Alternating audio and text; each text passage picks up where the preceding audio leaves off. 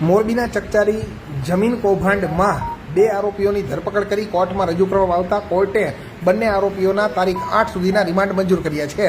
મળતી વિગત પ્રમાણે મોરબી નજીકના વજેપર સર્વે નંબર 602 વાળી કિંમતી જમીનને બારોબાર પચાવી પાડવા માટે થઈને એક કૌભાંડ આચરવામાં આવ્યું હતું ને જેમાં બોગસ ડોક્યુમેન્ટ ઊભા કરવામાં આવ્યા હતા, જેથી કરીને જમીનના મૂળ માલિકના દીકરા ભીમજીભાઈ બેચરભાઈ નકુમ દ્વારા મોરબી એ ડિવિઝન પોલીસ સ્ટેશન ખાતે ફરિયાદ નોંધાવવામાં આવી હતી અને એ ગુનાની તપાસ સીઆઈડી ક્રાઇમને સોંપવામાં આવેલ છે। દરમિયાન સીઆઈડી ક્રાઇમની ટીમ દ્વારા આ ગુનામાં 2 આરોપી ભરત બેગામા તથા હેતલબેન ભોરણિયાની ધરપકડ કરવામાં આવી છે અને તે બંને આરોપીઓને રિમાન્ડની માંગણી સાથે આજે મોરબીની કોર્ટમાં રજૂ કરવામાં આવતા 10 દિવસના રિમાન્ડની માંગણી કરવામાં આવી હતી અને કોર્ટે 5 દિવસના રિમાન્ડ મંજૂર કર્યા છે, એટલે કે આગામી તારીખ 8 સુધીના બંને આરોપીઓના રિમાન્ડ મંજૂર કરવામાં આવ્યા છે। અને આ બાબતે ડીવાયએસપીની સાથે વાત કરતા તેમણે પત્રકારોને જણાવ્યું હતું કે આ ગુનામાં હજુ ઘણા બધા આરોપીઓને પકડવાના બાકી છે, જેથી કરીને જુદી જુદી દિશામાં આરોપીઓની પૂછપરછ કરવામાં આવશે અને બાકીના આરોપીઓને પકડવા માટે થઈને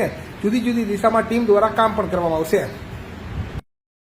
અમે આ ગુનાના કામે 2 આરોપી, એક હેતલબેન ભોરણિયા અને બીજો એક ભરત દેગામા, બેને ગઈકાલે રાતે ડિટેન કરી અટકાયત કરેલ છે।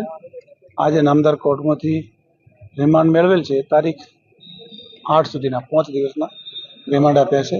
રિમાન્ડનું બંનેનું ગ્રાઉન્ડ એ છે કે ફ્રોડ્યુલન્ટ ડોક્યુમેન્ટ જે બનાવ્યા છે, ખોટા ડેથ સર્ટિફિકેટ અને જે જગ્યાએ પ્રિન્ટ થયા છે એ ઓફિસની એના જે સ્ટેશનરી છે, એના જે એસેસરી છે એની તપાસ માટેના રિમાન્ડ અમને મળ્યા છે। હજી આમાં મુખ્ય 2 આરોપી જે એફઆઈઆરના છે બંને શાંતાબેન અને સાગર ફુલતરિયા નાસ્તા ફરે છે। સાગર ફુલતરિયાનું નામદાર હાઈકોર્ટે પણ એન્ટિસિપેટરી બિલ નામંજૂર કરેલ છે અને બીજા જે ડિટેલમાં ઘણા બધા આરોપી ખુલે એમ છે, પણ જેમ જેમ પુરાવા મળશે એમ આગળ અમે સ્ટેન્ડ લઈશું।